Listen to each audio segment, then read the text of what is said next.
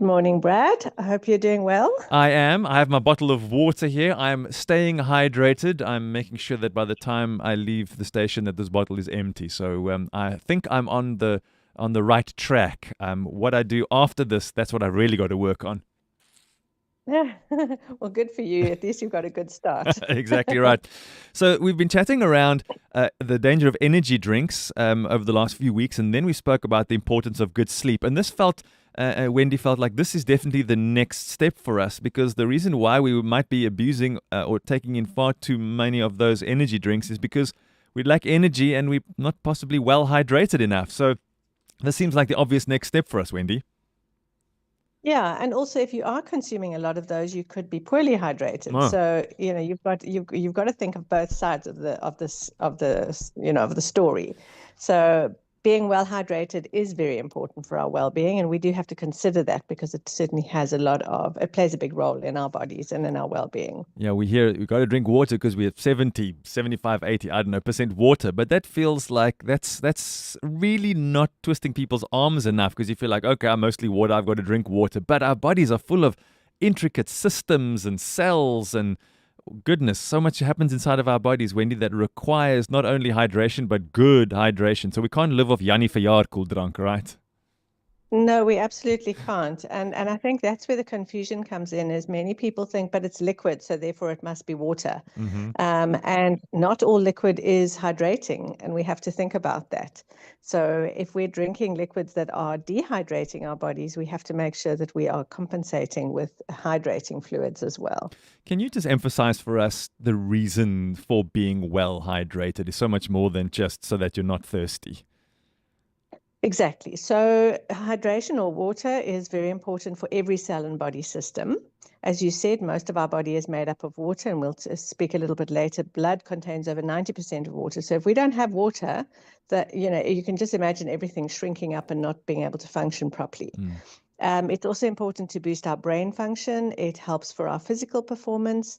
It aids in digestion and detoxification. So we have lots of cellular processes that happen. And if we don't have fluid for that, those don't happen efficiently either. It keeps our skin nice and healthy, it helps to regulate our blood pressure and our cardiovascular function. And it's also very important to help prevent kidney stones and urinary tract infections. Mm. I want to touch, if we can, start with that cell function. I mean, our bodies are full of cells, with trillions, if I'm not mistaken. We've touched on in the past. I mean, those require good hydration to function well. Yes. So if you think about how our cells work, we need nutrients to be transported into the cells. We need waste to be removed from those cells. And we need to keep a good balance of fluid. There needs to be a good fluid ratio there. Mm. So if we don't have enough water, then those cellular functions can't happen effectively. So the nutrients don't make it to the cells. The waste gets trapped in the cells, and then that disrupts all sorts of other systems in our body. Mm. So if we're having sufficient fluids, it helps to maintain the balance of our body fluids, obviously. It supports our digestive processes. We need water into the gut to be able to eliminate effectively. And if we don't have that, we can't absorb well. It affects our circulation, and also our temperature regulation is affected by our water balance. We've touched on caffeine a few weeks ago, and our listeners can go and check out that podcast around energy drinks. But you spoke about it also at the beginning of this conversation. If we're not consuming correct amounts of good, clean water, then we are potentially going to be dehydrated. What are some of the concerns around the possibility of even being dehydrated or even mildly dehydrated? So mildly dehydrated, or severe, obviously. Severe is more of a problem, but mild dehydration, you don't even necessarily recognize that you're dehydrated. But it can impair our concentration, it can affect our alertness, it can affect our short-term memory and mood. So yeah, we can lack mental clarity, and we can feel fatigued as Mm. well. How does dehydration affect our bodies, like our muscles and the ability to exercise or function even? One doesn't only need your body for when you're exercising. Exactly. So if we're dehydrated, our muscle strength is affected. It can also influence your endurance and coordination. Some people will have more higher risk of cramps. Heat stroke is also something that you could be exposed to, especially if you are dehydrated and it's hot outside. Exhaustion, and obviously regulating the body temperature that we spoke about as well. So we need to be able to keep a sort of a stable body temperature so that our bodies don't go into shock. And dehydration in any form could potentially cause some levels of shock in the body. Dr. Wendy, what role does water play in our digestive system? Well, it helps to produce saliva. It helps to make sure that the digestive enzyme production is taken care of. It's also supportive of the gastric juices, and it keeps the digestive tract moving. So it helps to prevent things like constipation, and then the liver and the kidneys that are involved in detoxifying the body are also supported as part of that digestive process. You mentioned earlier that good hydration keeps our skin healthy. Tell me I can drink water and I can plump up this area here next to my eyes where all the lines are forming. Well, you might need a little something in that water. Uh-huh. But definitely, if you are drinking enough water, your face and your skin is going to look a whole lot better. The texture is going to look a whole lot better because it will be plumped up with fluid.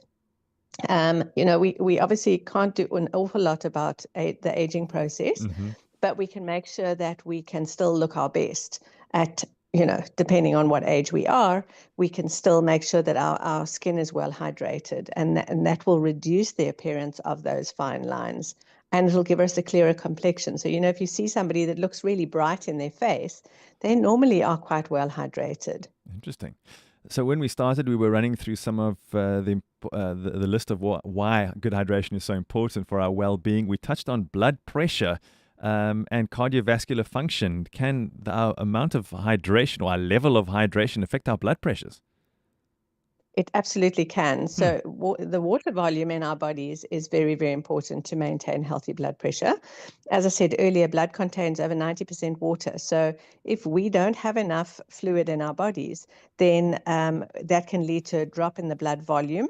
So you don't have enough blood flowing around, which makes our hearts work harder. And then that could cause either low or high blood pressure. It can cause us to faint, can cause dizziness. So there's several symptoms that can be associated with that if we're looking at just our blood and the quality of our blood.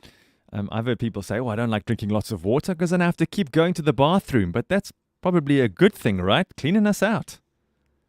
It is a good thing. If we are drinking water regularly, you should be going to the bathroom fairly regularly because it's flushing the kidneys. It's making sure that your bladder is flushing as well, and that there's no buildup of bacteria in the bladder. It prevents the formation of kidney stones as well. If our kidneys are stagnant, if our bladders are stagnant, then everything else it becomes a breeding ground for bacteria and for calcium deposits and other sort of things in the system that we don't want there. So the calcium deposits are what cause the kidney stones, right?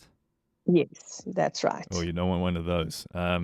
My brother-in-law had that. I had a conversation with him, and he said it was one of the most painful things he's ever experienced in his life. So if drinking water means I might never have to say those words, I have kidney stones, then I think that's very good reason to drink lots of water.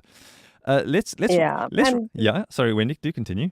Look, I think kidney stones are also, there's other factors there, but if we're not drinking enough water, that's certainly going to exacerbate the experience of them. I'm drinking water while we're talking. Yeah, that's how serious I'm taking the situation. Let's finish with this, Wendy, as we're almost out of time, but this seems like a good place to end it. How much water should we drink? So we want to aim for about 6 to 8 glasses a day. So that's around 1.5 to 2 liters. And we're talking here clean water, preferably filtered, preferably not tap water, preferably not with anything else in it. And a good indicator that we have enough, that we are well hydrated, is that our urine is clear or light in color.